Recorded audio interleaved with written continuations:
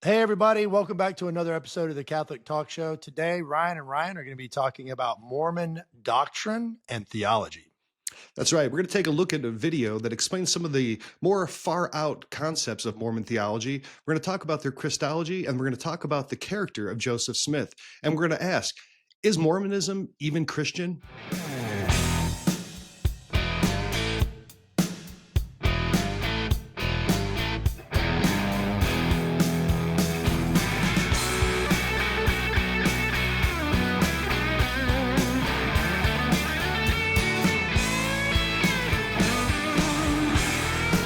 All right, Ryan. I don't believe we've done an episode on this before.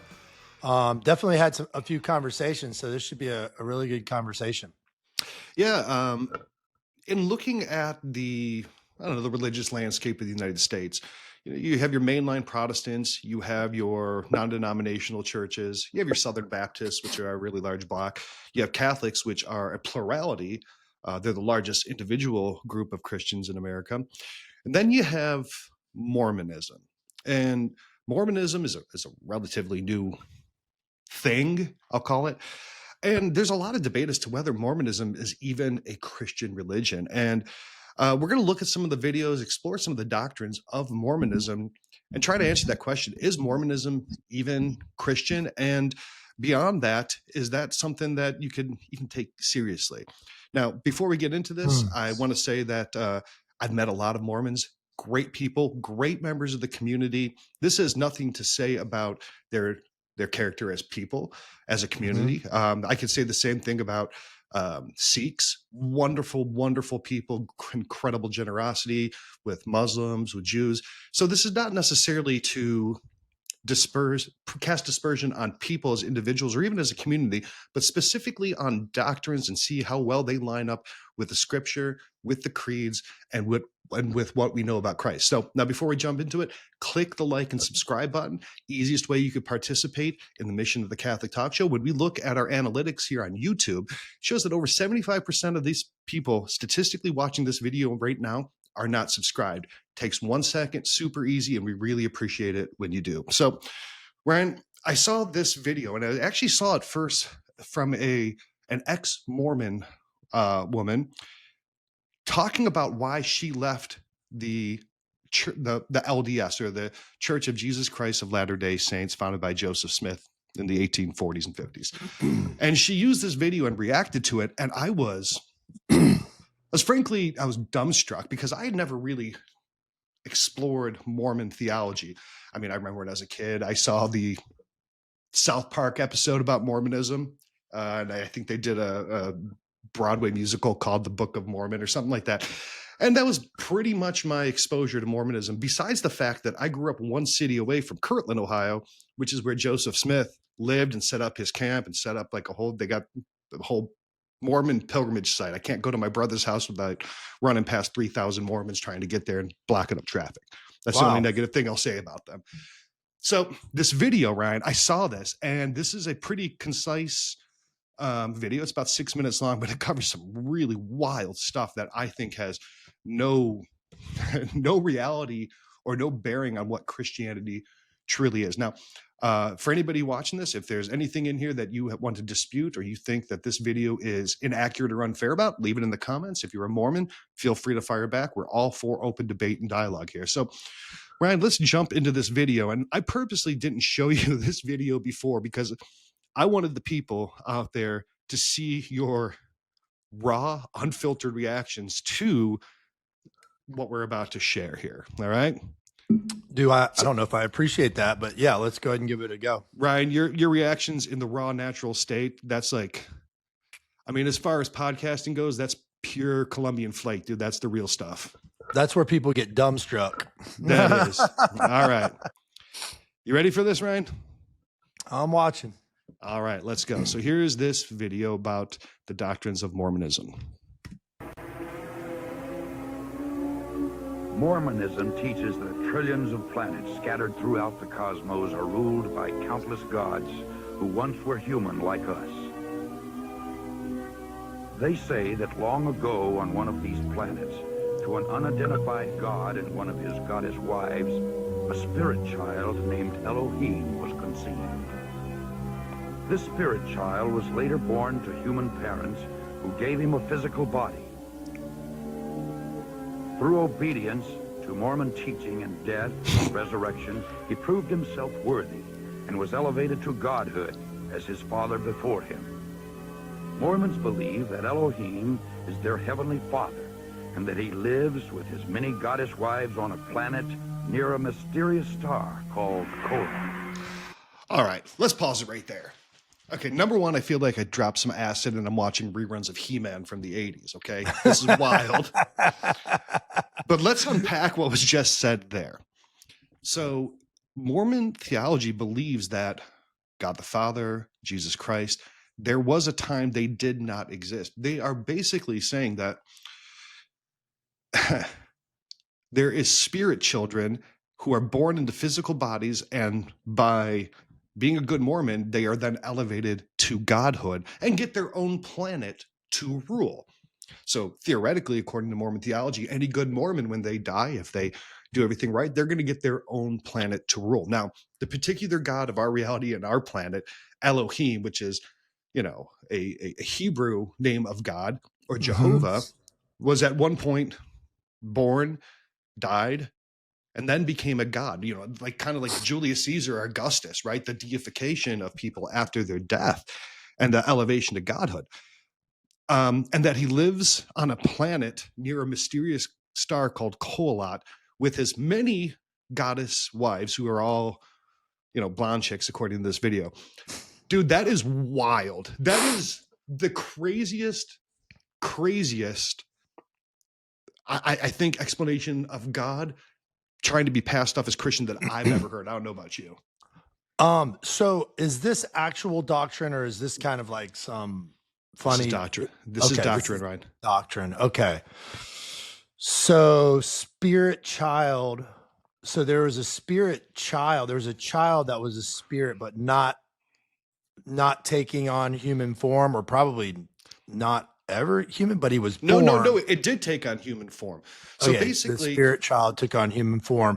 So basically, some god of another planet, you have spirit children, and then they become incarnate, and then if they live good, then they become gods and lose their physical nature and then get their own planet. So what is the relation to, like, and I want to get into this later, but my encounters with Mormonism has been through people, and they've been knocking on my door, which is going to be it's fun to talk about because so if I become Mormon, is the pitch, because it is definitely a pitch, it's a pitch, is the pitch that that I, by practicing Mormonism, will become a god, but am I a spirit child right now that I'm not in touch with?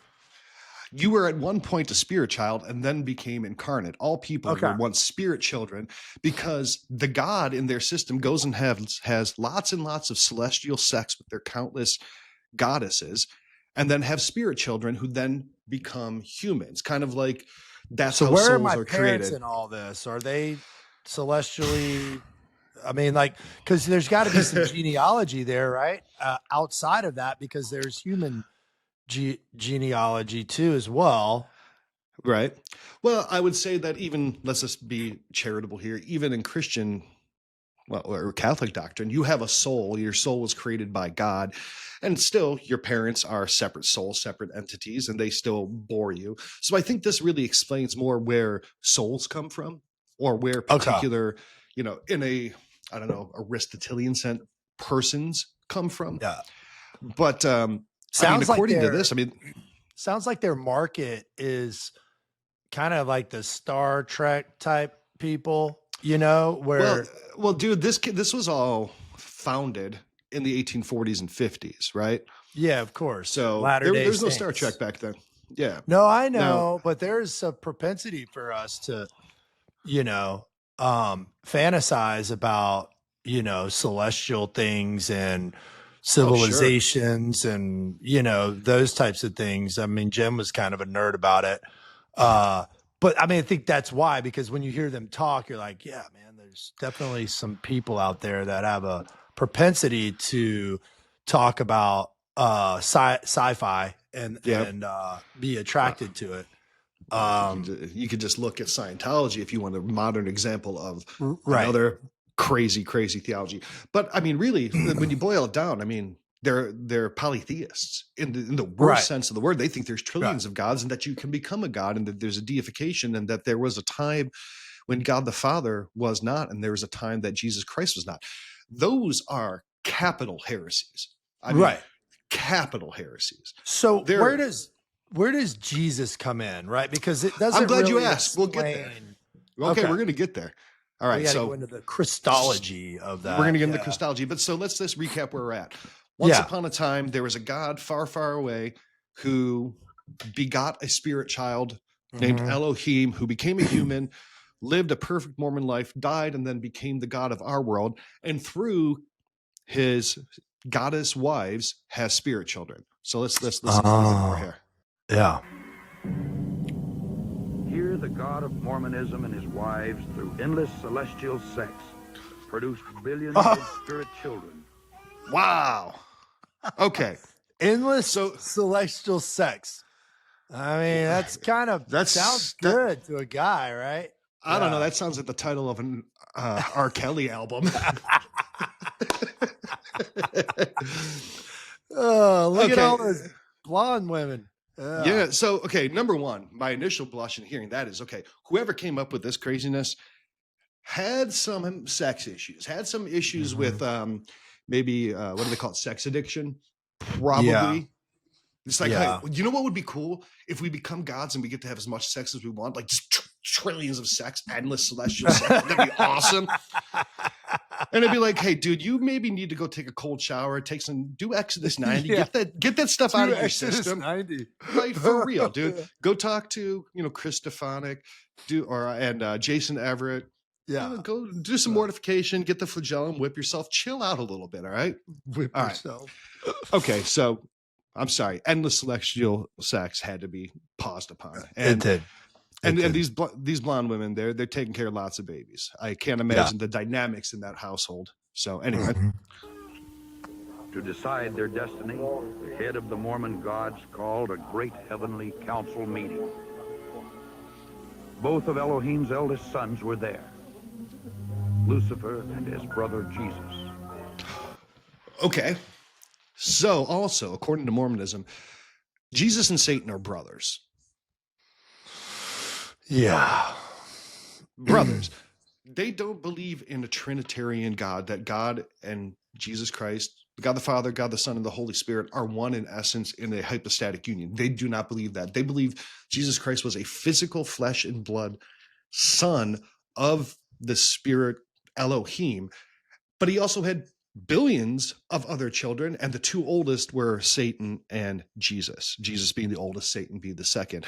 So Satan and Jesus are brothers, according to Mormonism, which is freaking whack, dude. That's craziness. Yeah, I'm just trying to think, how do they get to the celestial meeting if they have other planets? Do they have spaceships, or do they just No. So each planet, each one of these little realities is kind of its own little microcosm. I mean, this same council is probably going on in trillions of planets across the galaxy as well. So this is Elohim with the planet that he won, and the spirit children that he had with his goddess wives, discussing what to do with the billions of spirit children. That's what this council is. As far as I can surmise. All right, let's continue here. Let's hear what Jesus and his brother Satan have to say. A plan was presented to build planet Earth, where the spirit children would be sent to take on mortal bodies and learn good from evil. Lucifer stood and made his bid for becoming savior of this new world. Wanting the glory for himself, he planned to force everyone to become gods.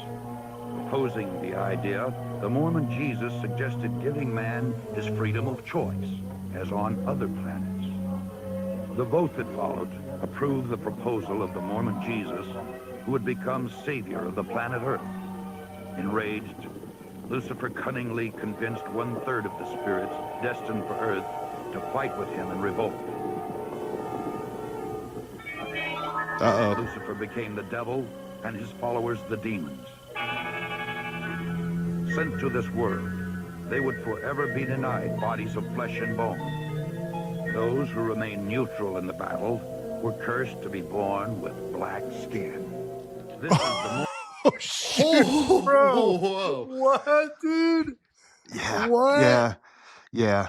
So blacks Yeah. can't be Mormons because They they're used to not be able to. oh they changed it. Okay. But basically, if the spirit children chose Satan's side, they became demons because they weren't given a physical incarnate body. If they chose Jesus' side, they got to be nice, clean, blonde, white people. And if they rejected or stayed neutral, they were cursed by With Mormon black skin. God with black skin. I think, let's see. You were not allowed to be a, I don't know what they call it, pastor or minister or whatever, if you were black until I believe the 70s, right? So they had some splaining to do on that one, dude. Yeah. So that's I'm pretty rough. Now let's compare that with Christianity, with true Christianity, Catholicism. I mean, we've had great black saints, we've had black African popes. We believe truly that every single human being is equal in dignity and worth and a beloved son or daughter of God. And there is no distinction. We certainly do not believe that, well, they were neutral at this business meeting. So you know what? Because of that, guess what? Boom, you're black. That's whack, dude. That's crazy. Yeah. So I'm still kind of hung up. They made the earth Yeah. and there was some finger pointing, which probably means that it was like kind of created. Yeah. And then how did they all get there? They kind of descended celestially there. Or all right, so there's no spaceships, dude. Like, cause no, that's he should have. Well, you know what? He probably didn't know spaceships were like a thing in the 1850s, but right. That kind of would have been cool. Well, no, but if you look at Scientology, well, in Scientology, the aliens use ships that look exactly like 727s. Yeah. Which was the technology at the time. And you'll see a lot of these things where when you see these big heresies, right, you'll see that they're like, well, yeah. And they like, hey, this is everything that happened. But it's kind of stuck at the point of societal evolution at the time they come up with it, right? So L. Ron Hubbard's like, oh, and Klaatu and all these crazy things. And that looks like 1950s technology. Or Joseph Smith. It's like, oh, yeah, we're using scrying stones and Egyptology and all this stuff and by the way, all the Native Americans were actually the lost tribes of Israel because they didn't know about DNA. They didn't know about, no one had found the Rosetta Stone yet to be able to translate hieroglyphics, all this crazy stuff. Mm-hmm. But you see that it's stuck at the time, and that's where they betray their errors. I would even say the same is true for Mohammedanism, where Muhammad was exposed to Christian missionaries, but of a heretical sect, and then took that and basically created a fan fiction. It's like, yeah, Judaism and Christianity are cool, but what if it went on? And then from there, he kind of just wrote another fan fiction. And I don't know, that's... So do you think Joseph Smith didn't want his white women mating with black guys? Do you think that's probably why he did? I don't think Joseph Smith wanted any women mating with anyone besides himself. I think that's and we're going to get into that. And I think that's probably the core of this. Like, look, I've heard of dudes telling a lot of stories to hook up with women, right? Crazy things. It's like, oh yeah, no, I invented the term, pardon my French, and created the schwa. And oh no, I'm rich, or I'm actually a duke. I've never heard of someone creating a whole religion to get chicks. Dude's game had to be pretty rough if you had to invent a religion. All right, let's hear what's next. Okay, so here we are. They had the council. Elohim and all of his wives had just tons of crazy celestial sex. Now they got billions of kids running around their celestial home. They don't know what to do with them. Like, dude, got to get these kids out of the house. Like, On a Yeah. smaller scale, Ryan, it's like what you got with 7 kids in your house. You're like, Yeah. how would you like to create a planet and just send them there? Like, okay, sometimes, right? Yeah. Well, that's what's going on here. So then a third of them followed Satan, become demons with no bodies. Another third become really nice, clean white people. And then the ones who are wishy-washy, they become dark-skinned folks. So, all right, let's pick it back up here. Mormon explanation for the Negro race. Oh, The Damn, he spirits said that it. fought most valiantly against Lucifer would be born into Mormon families on planet Earth. These Nice. would be the lighter-skinned people, or white and delightsome, as the Book of Mormon describes them. Early Mormon prophets taught that Elohim and one of his goddess wives came to earth as Adam and Eve to start the human race. Thousands of years later, Elohim, in human form once again, journeyed to earth from the starbase Koloth, this time to have sex with the Virgin Mary. Oh, in Lord. order to provide Jesus with a physical body. Okay. Number one, Elohim here has got bedroom eyes, but they do believe that there was a physical consummation that resulted in the birth of Christ. And But that- wasn't there another Christ or Jesus? So this is the different Jesus. so this is you got to get into the ensoulment of these bodies and the spirit Okay. children becoming humans. But Elohim now comes down because now it's time for Jesus to be born. So Elohim here comes down and has relations with the Virgin Mary. And that's instead of the Holy Spirit right. coming upon her and having the, like Virginity. we see at the Annunciation, and by the power of the Holy Spirit, he becomes man. Well, in this one, this lecherous looking dude right here, Elohim comes down and does that. So, okay, let's continue. Yeah. Craziness, dude. Mormon apostle Orson Pratt taught that after Jesus Christ grew to manhood, he took at least 3 wives, Mary, Martha, and Mary Magdalene. Pretty convenient when you want to have you want to build your own harem. Like, Right. yeah. Oh, by the way, Jesus had a bunch of chicks, and so did God. And look, basically, So can I. Yeah. Here's the meaning of existence. Get women or die trying. Well, it's right when the story of Christ. So they don't go into any of the birth and any of the things that happen. And I'm sure they do. It's yeah. No. I know. Just in telling this story, I understand they're developed in their how they approach people with this stuff. But it's like then Jesus grew up and then he married 3 women. It's just like very sexualized. Yeah. Yeah, and I'm sure this video is somewhat of a hit piece. It's going after the more far-fetched and salacious beliefs. So, and I'm sure there's much more nuance to it, or at least there's Mormon apologetics attempts to clean this up. That's understandable because the stuff needs to be cleaned up, dude. All right.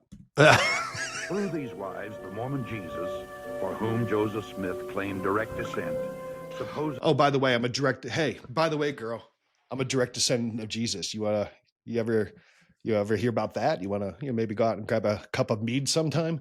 So Joseph Smith also claimed he was a direct descendant of Jesus too, physically. Oh, dang, bro. Then Then he should have a bunch more wives then. Than Jesus. Like, why did Jesus only have 3 wives? Well, he didn't quite have.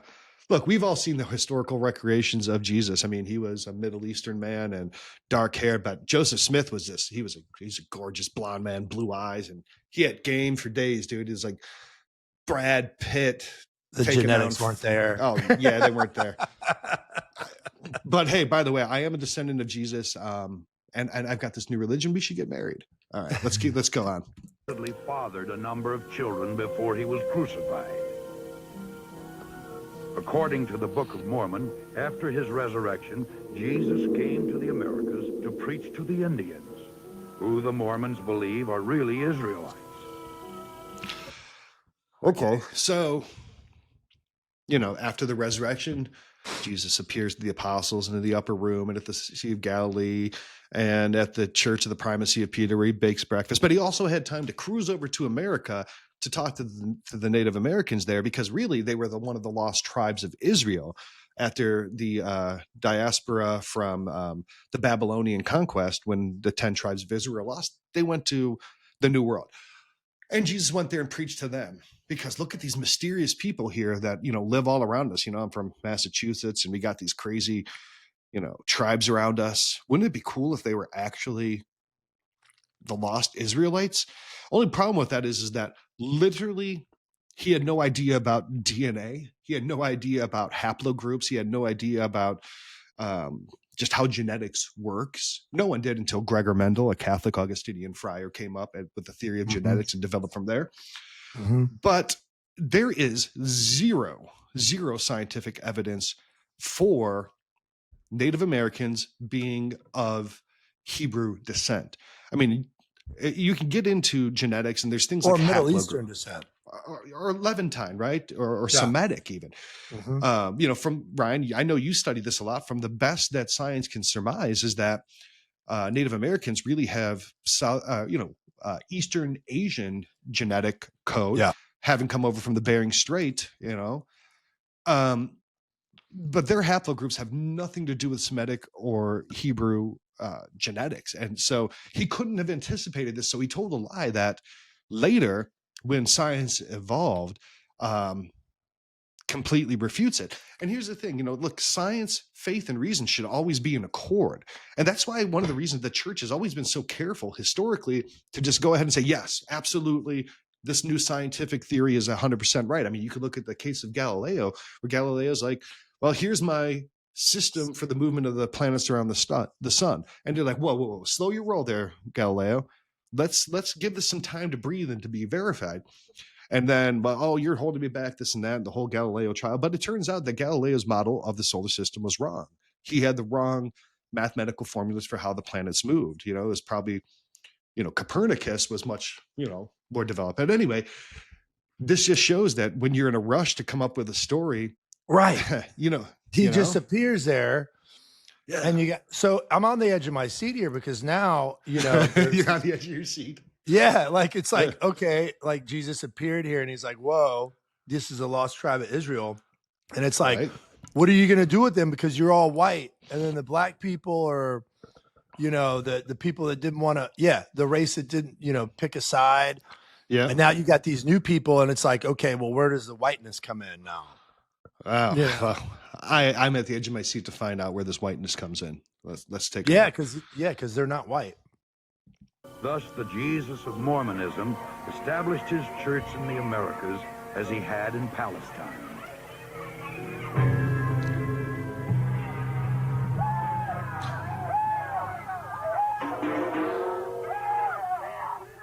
I think I know where it's going.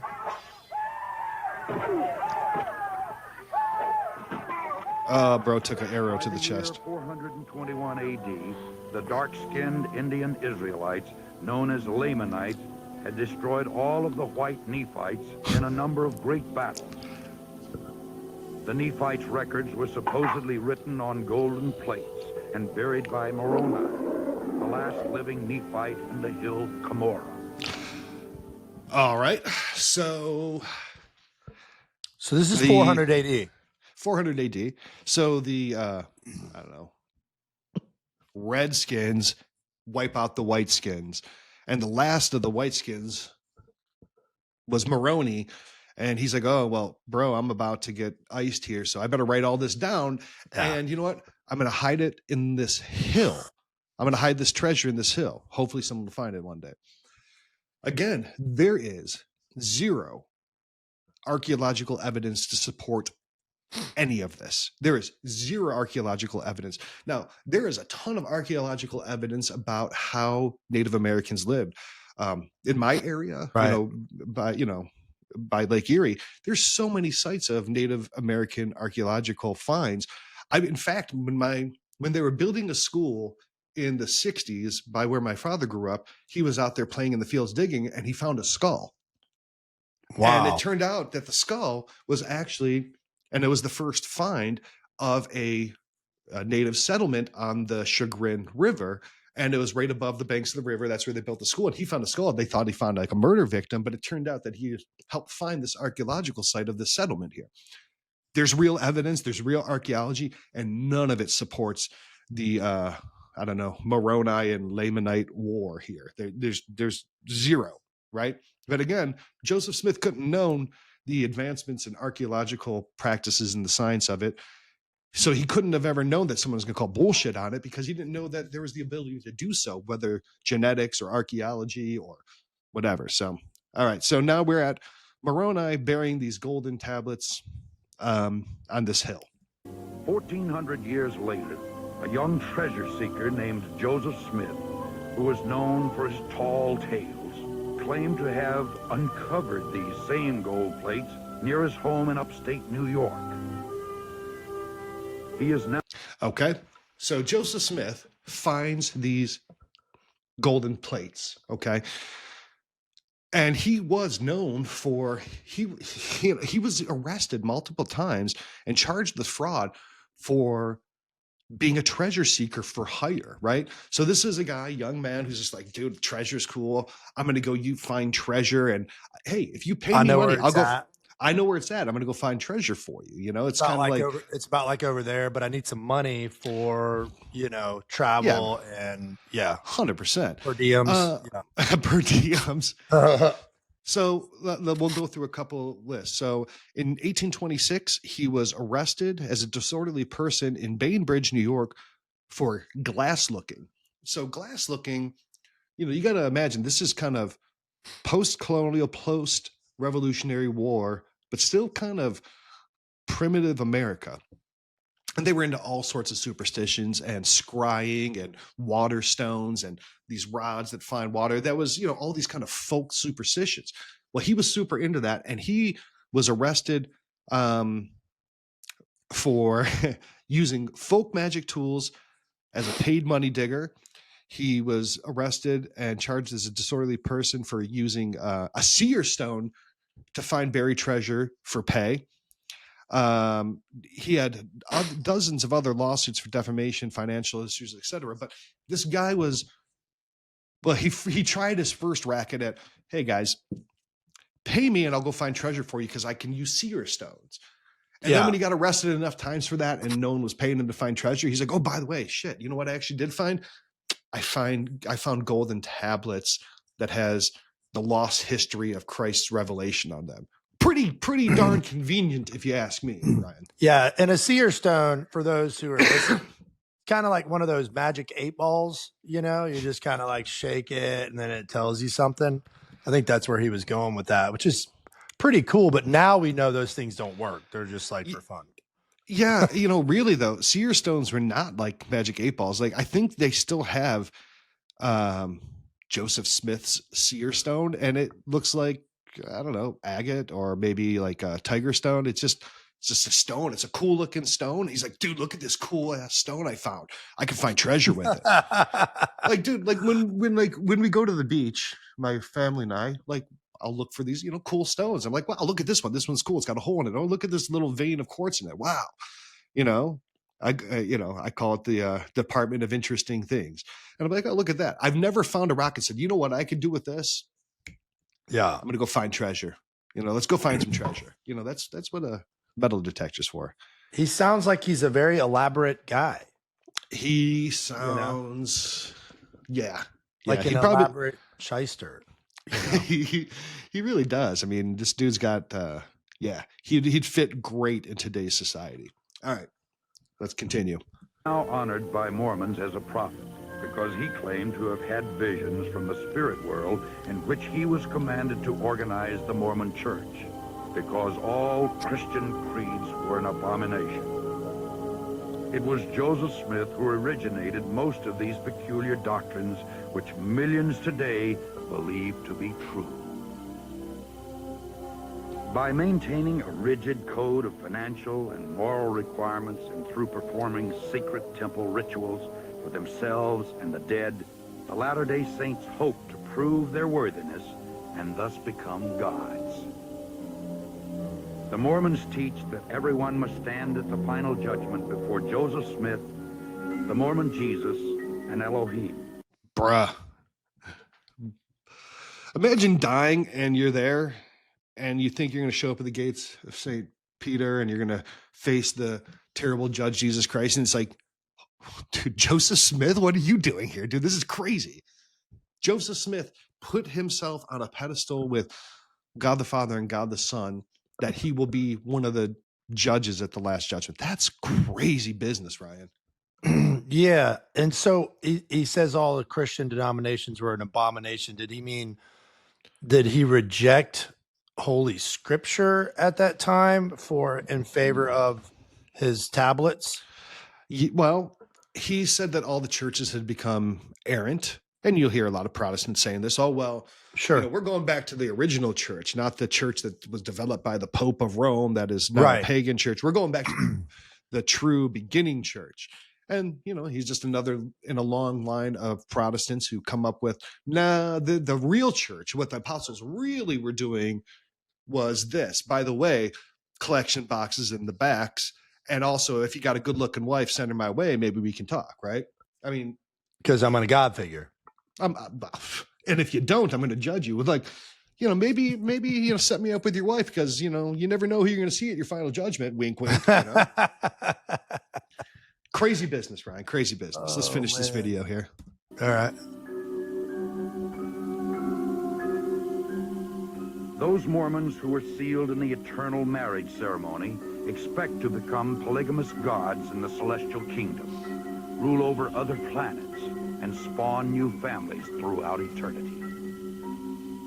The Mormons thank God for Joseph Smith, who claimed that he had done more for us than any other man, including Jesus Christ. The Mormons believe that he died as a martyr, shed his blood for us, so that we too may become gods. Wow, dude. So there you go. That's that video. Thoughts?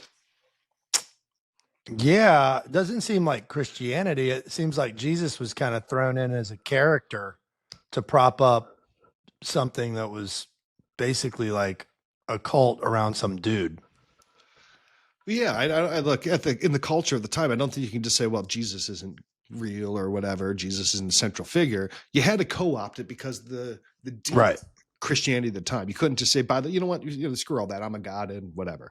You had to co-opt it in some form. Right. Right. Yeah. And then, obviously that's a pretty generic video. You go further in history and you see these communities that were built. Then you see, the federal government saying, hey, this polygamy thing and, all the, genetic research, all these things come out that they change their minds on. So the religion belief system changes. Whereas like Christianity has what's called a deposit of faith, or Catholicism, Christianity, it never changes. Like people change, but the truth of that gospel is there. When I was in seminary, I had a young lady that taught me Spanish. She was Mormon, proud Mormon. And I just did some simple research, and I'd like to hear what you think about it. On their website at the time, they said, we follow the admonitions of Paul, right? And Paul states in one of his letters, I can't remember which one, that even if an angel were to come from heaven to give you another book, it's null and void, right? Yeah. So I asked her about it, and she kept trying to get me to meet some dude. And I'm like, well, can you just ask the dude? Like, and then tell me? And she's like, no, you have to go to an elder to get those explanations. So I kind of saw it as like a multi-level marketing system where everything is to bring you in to the top tier and then, explain this stuff to somebody to try to entice them into the religion. I mean, that would be my guess at the time. Yeah, I can only imagine, that she's like, I don't know, you got me. You know what? Hey, elder, I can't answer this. Let's take this the seminarian guy and let's see if he escalate it. Help him escalate it. Yeah. This is So I'm going to go ahead and transfer you to a supervisor here. They can handle your problem. But before I go, is there any questions? And would you like to leave a review? Sure. It's like when you want to cancel something, it's like, oh, let me get you over to the cancellation department. Yeah. And they're like, hey, what you really need is this. Instead of canceling, how about this? I got a better idea. How about this? How about we give you a cheaper price and you can stay for longer? Well, why wouldn't you give me the cheaper price first? Yeah, don't worry about that. I wonder Don't what worry the about that. instruction videos are for people in that department in the Mormon church. Like, it's like, hey, this is what happened. People started leaving, and then this is how we got them back around this doctrine. I'll give credit to the LDS. I mean, they have a really robust system of evangelization, and they run their church very well. They run their finances very well. I mean, people always say, sell the Vatican and feed the world. Dude, sell the Mormon temples. You're going to get probably more bang for your buck. Okay. That's because they have different planets. They've got more money than Elohim. Okay. Yeah. They're stacked. Okay. And good for them. Right. No worries. Have you ever encountered, I mean, I think most of us have encountered missionaries at some point, right? I shared an office with a Mormon missionary for about 3 years when I was younger at a place I worked. Great guy, great family, really liked him. Yeah. But I would tell him, I'm like, dude, this shit's crazy. No, man, no, I'm a Catholic. What are you talking about? And we probably shouldn't have been talking about it at work, but you know me, man, I don't. So I don't not talk about my faith. A few months ago, I was working in my office in my home, and one of my younger kids came up and said, Dad, there's somebody at the door. And it's two missionaries, and they're like, hey, we got a text from Joseph that he's interested in Mormonism. And I'm like, what, dude? I was like, well, he's not here. I'll have him get back to you. And then Joe came and I was like, dude, what are you doing? Like, you're interested in more. Your dad's Catholic. He's got a talk show. You want to know something about the faith? Like, I can help you with this. And he's like, I didn't do that. And I was like, bro, you're getting punked, man, by one of your friends. Either you're getting punked or Joe's trying to get some girls Snapchat, right? I mean, Joe's a really good looking dude. I'm sure all the girls love him. I mean, you got to talk to him about Joseph Smith before someone else does, Ryan, because Joe might found a religion. That, yeah. Joe's like, wait a second, I could found a religion and get endless celestial goddesses. I don't know, Dad. You have to talk me out of this one. I don't know, Daddy. And then the other time, I want to tell you the other story. I was with Howard at his house, and they came up, and I was like, we're busy. I was like, here's my address. They were just young girls, cute, just the whole world in front of them. So they came to my house, and Jen and I welcomed them in, and we're like, why don't we go to dinner? So we took them out to dinner, and we're just literally hanging out. They're not preaching to us. They're not telling us anything. I remember this. Yeah. And at the end, obviously we were both endearing to them and them us. And at the end of the dinner, we get the check. And I said, listen, like, what compels you guys to do this? Like, and they're just like, I don't know. Like, I was like, do you have like a belief in this that you want to share? Is it something that's brought like joy to your life that you want to share, that you want others to have? And they're just like, not really. We're just doing this because we're supposed to. And I was all Mormon kids have to do a missionary year. I believe. But the conversation was, so you're doing this because you're supposed to, but do you believe everything, and are you sharing it with others, or are you doing this because you're supposed to? Like, do you understand the difference of that? And they're just like, yeah, whatever. Like, I don't know. Like, whatever. It was kind of sad. Whatever, old man. No celestial goddesses for you. You're gonna have no. They weren't being mean about it. I know. But it was just like I said, they're so nice. They're great communities. Very good people. Yeah. Their doctrines around swearing and their moderation around alcohol, good things. I've never met a Mormon I didn't like. Right? Yeah. I really, so I don't like their theology though. Brian, that reminds me, over the weekend, it's getting to be,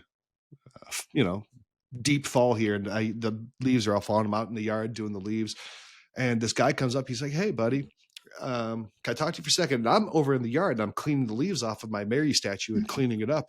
Guy's like, hey, we're opening a new church. I'm wondering if you'd like to come over. It's this new exciting Baptist church. And I'm literally cleaning off my statue of Mary that has candles all around it. I'm like, I point, I'm like, dude, I might not be your target audience. He's like, okay, that's cool. I'm like, well, good luck, man. I hope it goes well. That's so funny. Yeah, nice guy. Look, hey, go and There, look. I think every religion should tell every other religion they're wrong. I think Muslims should tell Christians they're wrong. I think Jews should tell Christians they're wrong. I think Sikhs should tell Christians you're wrong. Because if you don't believe that your religion is right and every other religion is wrong, why bother believing it? Mm-hmm. And I would say the same thing to a Muslim, a Jew, a Sikh, or a Mormon. Your religion is wrong. Your religion is incomplete. Only Catholicism has the fullness of the truth in it. I will say that with no reservations. And if you can't say the same about your faith, then you should examine your faith. Because I can say that about mine. Can you say that about yours? Yeah, I just had this conversation on Thursday of last week with a young man who had a experience with God and is seeking God, and he's going through the Jehovah Witness sort of indoctrination. And so we talked for like an hour in front of his father, about some of the things that don't make any sense. And what I told him is, I'm like, look, like if you seek, right, you'll find. But if somebody's telling you what the truth is and you just believe it without seeking through it, like that's literally what scripture says. I mean, he tried to tell me Jesus wasn't crucified. And I was like, that's literally in the Bible. Historically speaking, it's everywhere. We know that people were crucified. So it's like some tree. It was on some tree. And so the idea is that these organizations in this particular, and I will call them an organization, to get people in, they have to say that there is something that they know that is set aside, right? Well, It's Ryan, set aside at Fusati, we call that your unique selling proposition, right? So when somebody is selling a service, what is your unique selling proposition? That's right. Marketing language. What sets you apart from your competitors? Oh, you have a better app, you have a nicer product, you get more of a return, whatever it is. And all of these novel sects and cults, they all have that. They're like, hey, we've got secret knowledge. And this is, look, one of the first heresies in the church was Gnosticism. It's always secret knowledge that's only available to the initiate, because that is a very, very attractive thing. Like, hey, man, I get to know what other people don't. But that's what tempted Eve. Hey, eat this apple and you'll know, you'll be like a god. Your eyes will be open. That is like the number one temptation, is to become like a god and get secret knowledge. No, thanks. I don't want to know. God, just tell me what to do, and then when I die, I hope I did good enough. That I don't want. I don't need to know anymore. Yeah. So Ryan, I would say, talking about Mormonism, I legitimately, while I like the people, I like their communities, I think they are good people. I cannot in any way, shape, or form say that Mormonism is a Christian religion. It's not. They deny the incarnation. They deny the Trinity. They have different views on the atonement. They have the accounts in scripture. I mean, it's pretty deep. Yeah. And look, and when you get into, if you go and look at some of the facts around Joseph Smith's life, having married between 30 and 40 women, some of whom were already married, marrying girls as young as 14. Sad. Craziness. Sad. Look at the financial fraud that went everywhere that he went. Look at the court cases for the the magic he was using to find treasure, that he later finds treasure. Look at the inaccuracies of the translations and how God commanded him to destroy him, and he couldn't retranslate it. He had to retranslate it later. That way it's conveniently, if there's inaccuracies, whatever. You can look at the thing, it's called the Book of Abraham or something like that. And he said that he had found this ancient Egyptian document that was the Book of Abraham.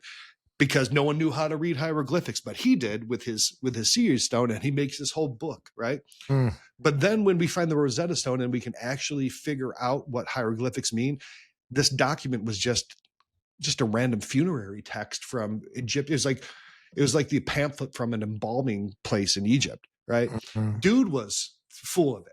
And while I respect people, I respect the decisions, I cannot respect the theology of this cult.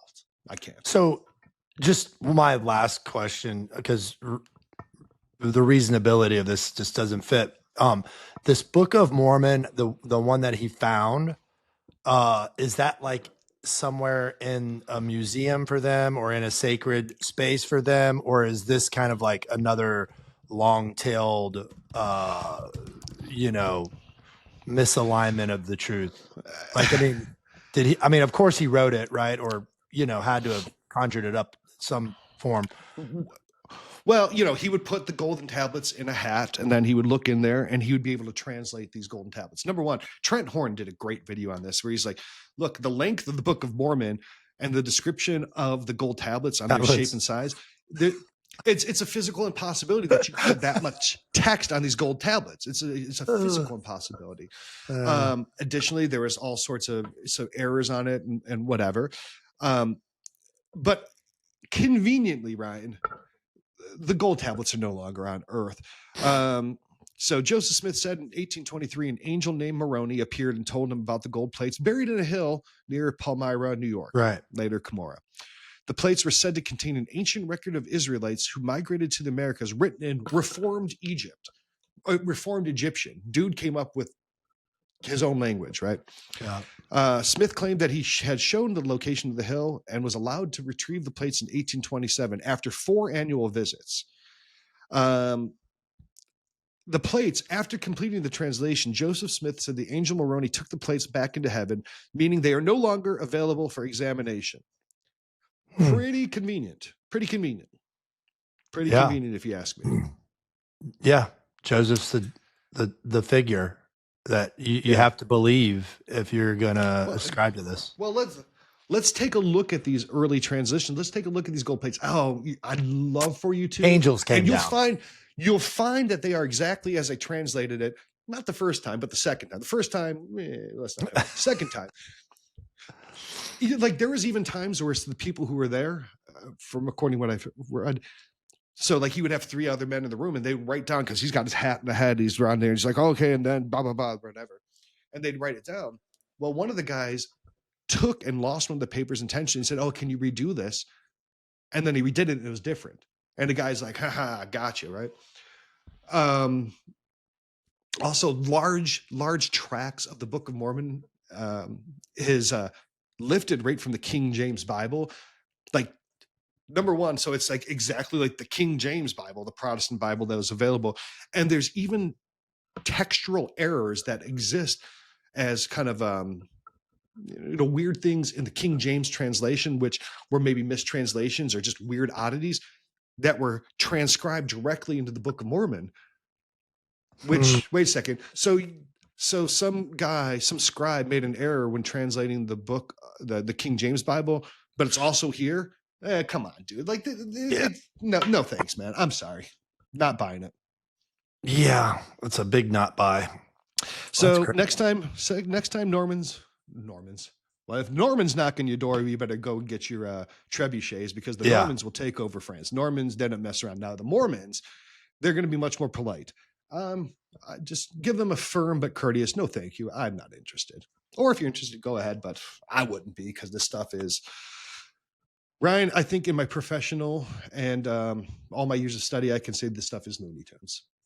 Yeah, and I honestly haven't really encountered somebody that's gone to these types of links to start an entity, whether it's religious or, I mean, I'd love to get a conversion story from Mormonism, because I'd like to see how the departure from the religion into Catholicism, like what happens, right? Yeah. Because like, I know there's a bishop out there that converted to Catholicism. He lives a modestly private life with his family. It would be really cool to talk to him about that situation and delve a little deper into it, just to get that perspective, Yeah, because there's that so would be many cool. Mormons, Yeah.